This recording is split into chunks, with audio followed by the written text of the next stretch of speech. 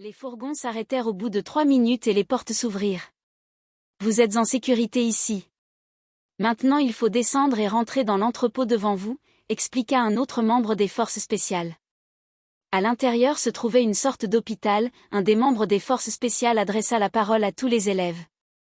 Des médecins vont vous examiner pour vérifier que vous n'avez pas été blessé ni en contact avec des substances dangereuses et que vous n'ayez pas de mouchard sur vous.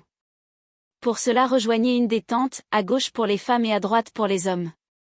Tous les élèves furent examinés, aucun d'entre eux n'avait été blessé ni en contact avec des substances dangereuses ou ne portait de micro.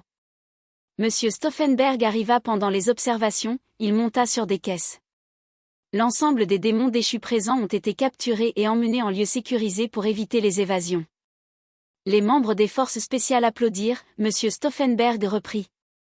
Pour les élèves, je vous remercie au nom de toute la Manus pour votre sang-froid.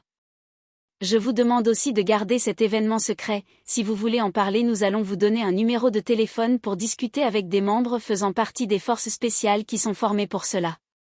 Aussi je vous demande une nouvelle fois de ne pas chercher la personne qui est Merlin.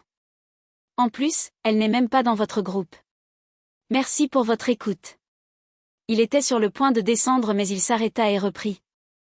Plus personnel cette fois-ci, je comprends que vous ayez peur de Léo mais aujourd'hui il a clairement mis sa vie en danger pour endiguer ce feu ardent. Je vous demande au moins de ne pas le traiter comme une bête féroce. Il est malgré tout comme vous une personne qui a un minimum de sentiments. Il descendit finalement des palettes, échangea quelques mots avec des élèves et des membres des forces spéciales. Et elle était sur le point de repartir quand Jacques l'accosta ce qui surprit tout le monde.